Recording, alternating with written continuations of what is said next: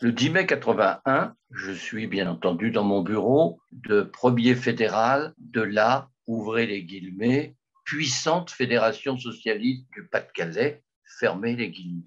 J'ai appelé le trésorier du parti, qui venait de la SFIO, qui venait du fond du mouvement ouvrier et qui s'appelait Joseph Brabant. Et je lui ai dit, Joseph, les bureaux tests et le coup de fil de la Sofres, car je faisais des sondages en liaison avec Jérôme Jaffray, indiquent que nous avons gagné. J'ai entendu ce témoin de notre histoire depuis des dizaines d'années sangloter d'émotion au téléphone. Et nous avons ouvert, dans notre petite fédération, le champagne qui convenait pour ce moment extraordinaire. Pendant que le maître d'hôtel du Vieux-Morvan entonne la Marseillaise, le nouveau président de la République doit monter sur la terrasse de l'hôtel en compagnie de sa femme Danielle pour répondre enfin au vivat de la foule venue de toute la région.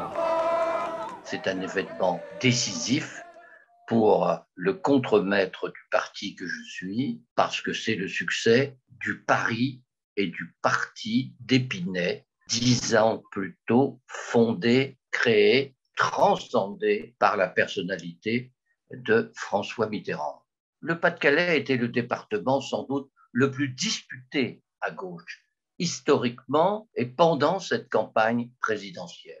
François Mitterrand avait obtenu 27% des voix, Georges Marchais 25 au premier tour. Mais comme l'avait dit au congrès de Dijon François Mitterrand avant les municipales triomphales de 1977, le PS majoritaire à gauche entraînera la gauche vers la victoire et que pour que le PS soit majoritaire à gauche, le PS doit être le meilleur avocat de l'Union.